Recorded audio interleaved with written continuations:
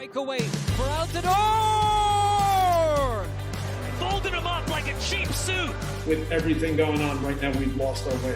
Vintage Minnesota United! Kevin Molino gives Minnesota United breathing space here. Morgan has a goal!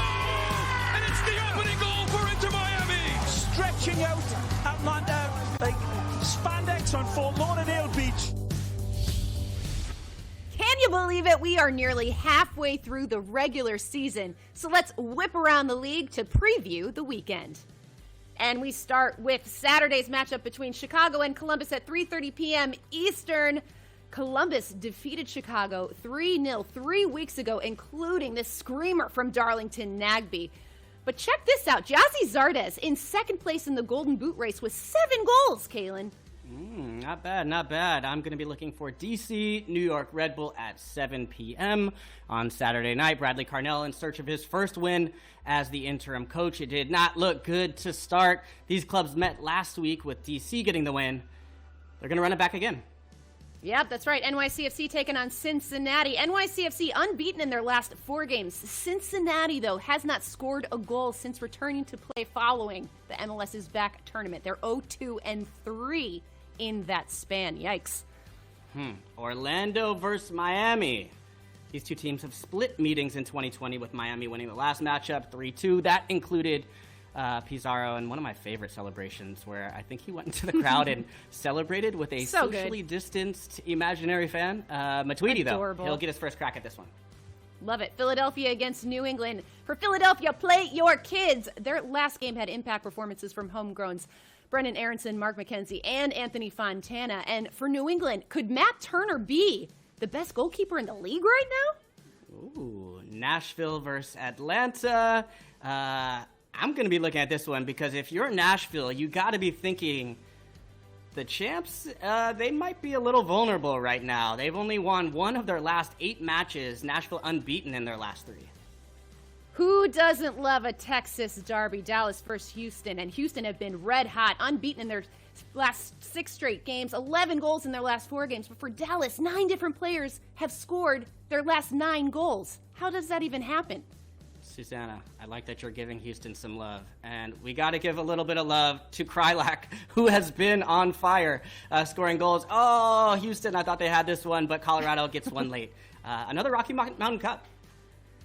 SKC against Minnesota. The nicest rivalry returns on Sunday. For SKC, Alan Pulido has missed his last 2 games. They certainly miss him. And for Minnesota, Kevin Molino, 2 goals and 2 assists in his last 2 matches. The legend, Henry. Can he get this Montreal side going here? Kyoto and then Vancouver. What? Just when you thought they were going down in the table, they beat TFC. Cavallini gets his first for the club. You love to see it. Jordan Harvey and the LAFC defense struggling right now. They're taking on Portland. LAFC has lost 4 of their last 5. And Portland now has to face life without Sebastian Blanco. We're going to touch on that shortly, Calen. That one hurts. That one hurts. But we're going to close out the weekend with the Cali Clasico. San Jose versus the Galaxy. San Jose, they've been good, but we still haven't seen Chicharito play for the LA Galaxy. But it hasn't mattered. They have been unbeaten, actually have won their last 4 matches thanks to this man, Sebastian Lletget. Good way to close out the weekend. Absolutely. All right, let's take a look at the Western Conference standings. And right now, LAFC currently in 8th place, just hovering above that playoff line, Calen. Yeah, not what you would have expected, but Houston has been surging, as you mentioned, as well as the Galaxy, and Minnesota claims top spot in the West. And in the East, Nashville and Miami are 2 expansion teams sitting in 11th and 13th, respectively, but not necessarily indicative of how these teams are playing, especially when you factor in a couple new DPs that we're going to be talking about. Also, Miami have grabbed 5 points in their last 3 matches. Just saying. What is up, everybody? Welcome to the MLS Weekend Preview presented by AT&T 5G. Susannah Collins alongside Calen Carr. It's good to be back, my friend. Susannah, I'm back in Brooklyn. I feel closer to you. I know. You're only what? There's a vibe. Couple subway stops away. It's true. Just feels nice to know that you're close. we could literally grab a socially distanced cocktail, Calen, and I'm not mad about it. I like the sound of it. Here for that. Guys, worth mentioning, it is the 19th anniversary of September 11th, which is just crazy to think about. And this day is always so somber, and especially right now with everything that's going on in the world, just definitely a day of reflection. And I think especially, Calen, being in New York, you kind of feel that heaviness, don't you? Yeah, I mean, it's been a heavy year, and I think a chance for everyone to think about family and what matters most in this time. And I think a part of that is also reflecting on those that we lost that day and honoring their memory as well. So, yeah, I think it's one of those things where everyone's going to probably take a couple minutes and kind of reflect on that. And, yeah, call your loved ones as well. And I don't know. It's one of those things where you'll never forget where you were when this happened. Yeah. And for people that were here in New York, I was in California at the time. I'm sure it was completely different. But, yeah, it's one of those days that it sneaks up on you. In my case, for some people, has made a long impact where that's something that they've had to live with every day. Absolutely. Don't take one single day for granted, everybody. Let's talk a little soccer, because week 12 is upon us. RSL recycling this ball, headed in! Damir Kreilach! It's easy to see. It's well below our standards. He'll play ahead. This looks good for Pavone. He's got an open goal! Score! With everything going on right now, we've lost our way. All the jawing and the frustration. Listen, for LAFC, are they really frustrated at Albert Rusnak, or are they really frustrated about being down 3-0? Well, Jordan Harvey's face said it all. This is how bad it has been for the LAFC defense. This is a tweet from Matt Doyle. Through 10 regular season games, LAFC have conceded 22 goals for 2.2 goals per game, which is the exact rate at which Cincinnati conceded goals last year, which, in case you forgot, is when they set a new record for worst defense in league history. Doyle, a bit of always the a bit picture of of doom, positivity there. doom and gloom from our resident Grim Reaper. I don't think it's that bad for LAFC. But look, they are having plenty of struggles, and it's not just the defense, Calen. It is a whole host of issues. When you look at the way this team has been struggling, for you, what has gone wrong? Yeah, small sample size there, 10 games spread over 3 different stints across maybe 6 months of play. So some real challenges there. But yeah, the problems have begun in the back. And in a lot of ways, Walker Zimmerman was a big piece that they let move on, and we haven't seen them be able to withstand his loss. Then we thought they'd upgraded at goalkeeper with Tyler Miller leaving and the pieces that they brought in. And that didn't come to pass as well either. And then they were able to kind of pave over some of the cracks because of the way that they played, because the style takes risks. And so even if they made mistakes, as they have on set pieces or in the back line, they were always able to kind of, it was a matter of time. They were going to get goals. And then Vela goes out, and then Rossi scores all these goals. But then as time goes on, they've lost some key pieces in the heart and the core of that midfield, which is Atuesta, Mark-Anthony Kaye, and they've had to move Latif around. When you break those 3 up, that begins to really disrupt things, and then they've lost a lot of confidence now. So teams are not afraid of LAFC, which is a big difference and shift from the past.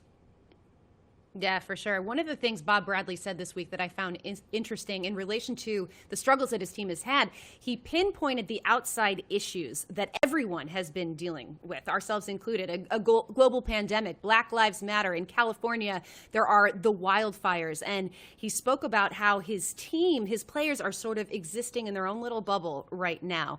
They're not as cohesive as they were. And I actually think that is a huge, huge factor. Matias Almeida mentioned it.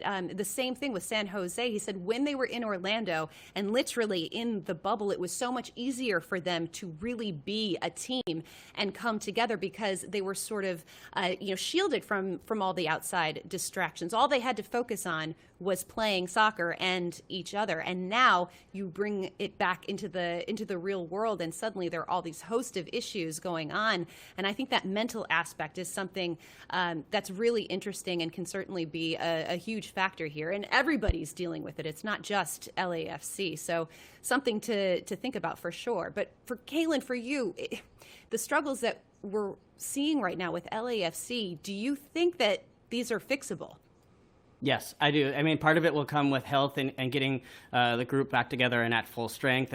But they may need to change a little bit of the system in the meantime. I think that taking the risks that we've been accustomed to seeing them do may not work right now with the personnel available to them. But we have seen them consistently, whether in knockout football or otherwise, stick to their guns. So that's the whether they change formation or make any sort of tactical moves to adjust for the way that they're not able to account for their mistakes in the back with the goals up front right now is where I'll be watching.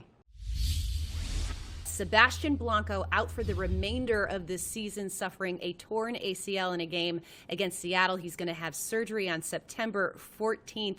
Calen, one of the most dynamic players in the league right now. He was the tournament MVP in the MLS's back tournament, was having an MVP caliber season. Right now on MLSsoccer.com in our power rankings, we have the Portland Timbers at number 4. You take Sebastian Blanco out of the equation.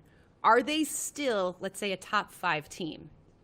Susannah, are you giving me the power rankings? What are you doing right now? You're trying That's right. You love them. I know how much you love the power rankings. Don't do that to me. Look, I think this Portland team will be still up there. I don't have them in the top 5, I think, right now. There's just I'm not going to give you my top. I'm not going to fall into that trap. Our producer, Chris, I know he wants me to. But look, Sebastian Blanco, this is a massive loss. But he will be back. Look, we saw what Jordan Morris was able to do, how much better he came back from the ACL. We've seen players do it in the past. I've been through this injury twice myself. I know it is not a fun road, but he will have the staff to get back. As far as how Portland adjusts, I'll be interested to see, because I don't think this will dramatically change their style of play. They generally play a pretty compact style defensively and then kind of look to find open space on the break. I think they'll probably see Nyashgoda come into from the start, who I think they've wanted to see on the field, but just because of the play of Abobasi and others, he hasn't been able to feature necessarily always from the start. And then part of it comes down to who else will emerge. And you look at Williamson and how good he has been. And then, don't forget about the guy who just gave him that ball, Diego Valeri, and the fact that he's going to be able to continue to play a big role. So they're going to need somebody else to step up, whether it's Mora or whether we see something from Yemi Chara. But it's going to have to be done collectively by Portland, which is kind of their MO anyways. Yeah, I still have them as a top 5 team. Number one, I think that the playing field is pretty level right now in terms of teams in MLS. Outside of Columbus, there isn't any one team that just seems to be dominating totally. So I think there's a lot of room for Portland to be on top. Also, I mean, you're listing off all these players. I just look at that team's depth. There's still a lot of depth on that team. They have a lot of talent, and I think that especially in a sort of abbreviated season like this, when they're playing a ton of matches in a short period of time, that's going to be a huge factor. So I still have Portland in the top 5. Nagbe hits it up to himself, and what a strike from Darlington Nagbe out of absolutely nowhere. Zelarayan off the redirection. El Mago does it again at Monterey. 1-0. It goes to Santos. The team that leads the league with goals after halftime just adds another. Darnes. The wonderful week continues. Well, Columbus are rolling, currently sitting on top of the Eastern Conference with 23 points. And check this out. They have only allowed 2 goals all season, 1 goal since the restart, and that was in a 1-0 loss against NYCFC. Calen, is Columbus the best team in the East, or is this just a case of them having a very favorable schedule? They are the best team in the league, not just the East, Susannah. Okay. And I don't care who you're playing against. If you concede 2 goals throughout the entirety of this season so far, That's impressive. That's a real thing. I mean, when you look at the solidity through the spine of the team and the way they've really strengthened it this year, adding Darlington Nagbe, that has been really impressive. And Jonathan Mensah has to be mentioned anytime you look at the way he's been able to anchor that back line. At times, he's looked like 2 or 3 players out there. Just always seems to have a knack for finding the right spot in the box. And then the other part of this that I don't think people talk about enough is just how good they've been with the ball. That's sometimes the best defense is a good offense, and their ball security has been fantastic. Adding a Darlington Nagbe to the midfield, yeah, that will do that as well for you. But look, they've been dynamic. It hasn't just been about not conceding. They've been able to score goals in bunches. Gyasi Zardes's movement in the box has been fantastic. I believe 7 goals on the season already. He has been in fine form. And this Columbus Crew team, I think they're going to play more stiff competition as it gets going throughout the rest of this regular season, but they have built a strong foundation for me that makes them clearly right now the top team, not just in the East, in MLS as well. Yeah, I mean, I think you hit the nail on the head. It's not only that defensively they're so strong, but offensively, I mean, you look at Gyasi Zardes and Darlington Nagbe scoring worldies and Zelarayan. Zelarayan. Yes. I mean, it's they're such a complete team. I do have some questions about whether this is sustainable, especially as Phase 2 is upon us, and they're going to be likely playing some higher caliber teams, shall we say? But certainly, right now in this moment, Columbus Crew, the cream of the crop. Well, during the month of September, Major League Soccer and Continental Tire are teaming up to raise awareness and funds for childhood cancer. Now in its 7th year, the Kick Childhood Cancer campaign aims to find better cures for all types of childhood cancer, and now more than ever provide support to one of the most vulnerable populations. And check out these tweets. You guys can submit a message of hope using hashtag #KickChildhoodCancer on social media. For every post that uses that hashtag, Continental Tire will donate $25 to fund pediatric cancer research during the month of September. Your messages will also be used to produce customized blankets and scarves. Both items will be distributed to pediatric cancer patients during the holiday season.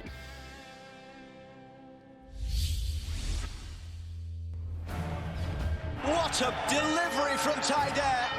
And Kyoto applies the finish. What a save from Hassal. Pasi Lapalainen places it neatly inside the far corner in trademark fashion. Alejandro Pozuelo. Rudy Camacho heads home. Baldissimo, what a goal! Breakaway for Altidore!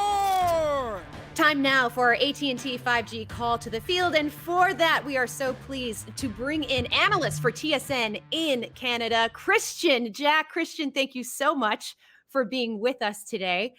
We are living in some wild and crazy times. We have all had to make some serious adjustments in the way that we're working, in the way that we are covering matches.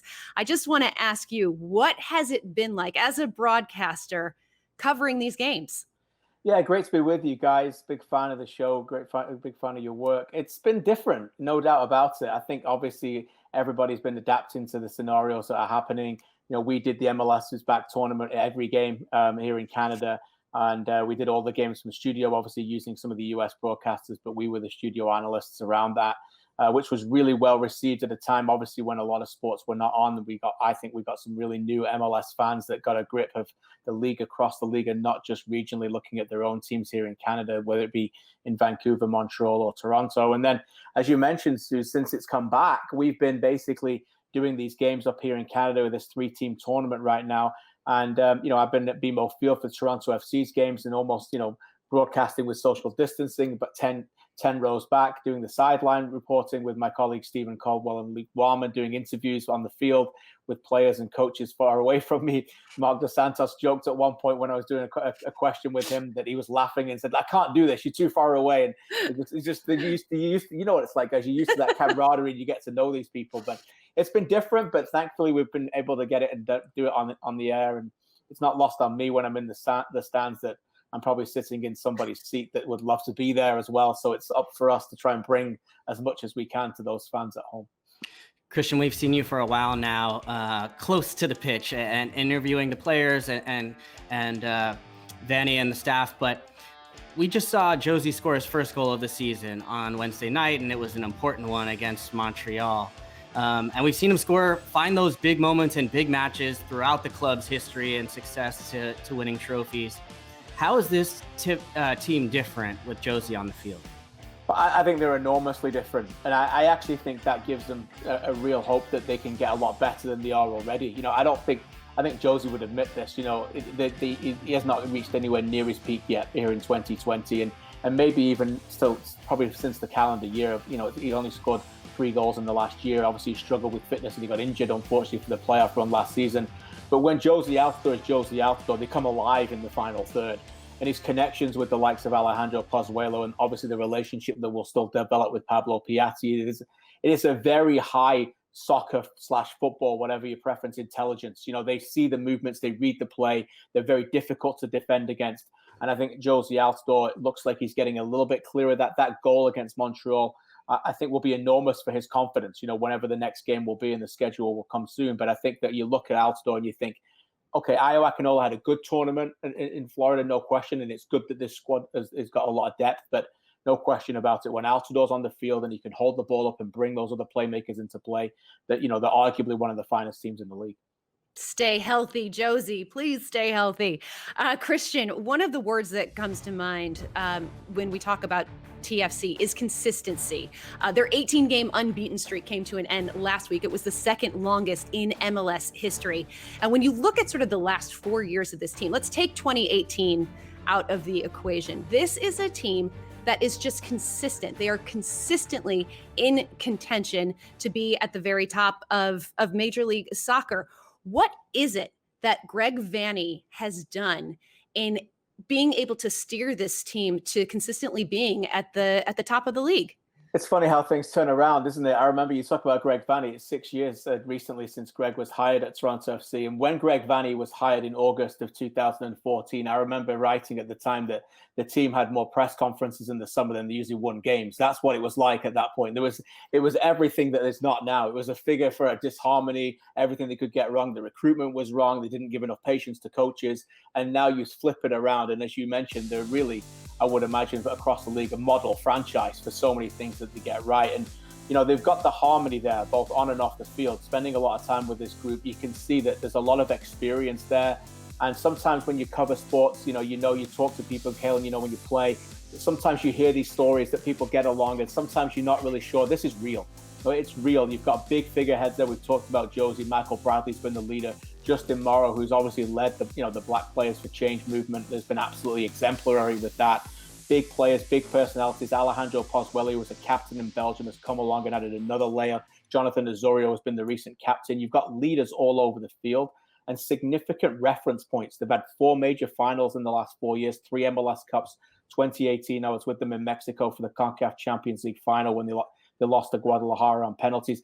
All of this means that when they're in the trenches and they're going through games, whether it be a regular season July game or a playoff game or an MLS Cup, they look at each other and they know they've been through it and they believe it. And that's why there's such a stranglehold at the top for them, and they want to maintain their success. Let's switch gears a little bit. TFC will be off this week. We're going to see Vancouver and Montreal face off against each other. And in some ways, when you talk about clubs in flux and that have had to withstand change and turmoil, both of these clubs have fallen under this category to some degree. Yeah. And you look at 2 new managers with Marc Dos Santos just in his second year and Thierry Henry, who's found some success. Montreal 4-4-1 so far on the season. Being close to Henry or around it or covering him specifically, what have you seen from him so far from his entrance now as a manager in MLS? Well, it's been enthralling. There's no doubt about it. Every movement that he makes, everything that is on the sidelines, being around him and being behind him in the game at BMO Field was fascinating as well, just to see. This is a guy who's very demanding of himself and subsequently is very demanding of his players. A player that obviously was one of the greatest players of all time, doesn't have a lot of patience, but as I would admit that I think that he's pushing the players to a new level. Now, what I've seen from Henry over the last few games is that he's found the formula, he's found the system that works for him right now. And by playing the likes, obviously, of Wanyama at the base, Piet and Taider a little bit higher, and asking Kyoto and Lapalainen to be on the wings and just kind of drift in as being number 9, they've got some pace there as well. So I think they're developing those relationships. Camacho and Binks look pretty good at the back as well. So I think he's quite happy. You know, he told me recently that the fitness levels are not there yet, but the structure, he said in his words, structure will bail you out when you're not quite ready. And the structure has really allowed them, I think, to really succeed. They were excellent when they beat Toronto FC at BMO Field last week 1-0. They fully deserved to win that game despite TFC getting the dominance with the missed penalty headlines with Pozuelo and Piatti. I thought they were excellent that night. And again, they've got a chance here. They'll go to Vancouver and believe that they can win both those games and try and come top of those standings to try and make the final of the Canadian Championship.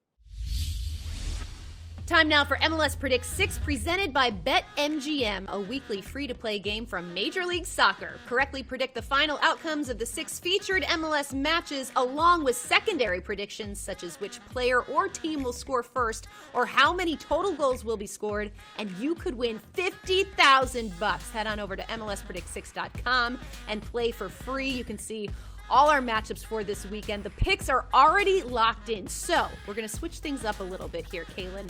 Let's see if you agree with these user picks, okay? Starting with 73% of the users picked Orlando to defeat Miami. Do you agree?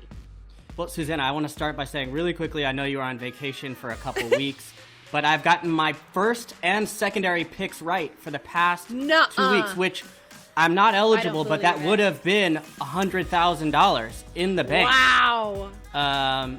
No, that's not true. Use actually. That right now. Nico Cantor was on the show, and he texted me to follow up to remind me that I got it wrong. But for this pick, I'm going to go with, 73% of users picked Orlando to defeat Miami. I think Orlando is playing very well right now. Miami just not finding goals. I know they got Matuidi, but I got to go with DK continuing his run of form. Orlando gets it done. I'm taking them. Ooh, I like it. I like it. All right. Now it's my turn. I'm going to turn the tables on you, Susannah.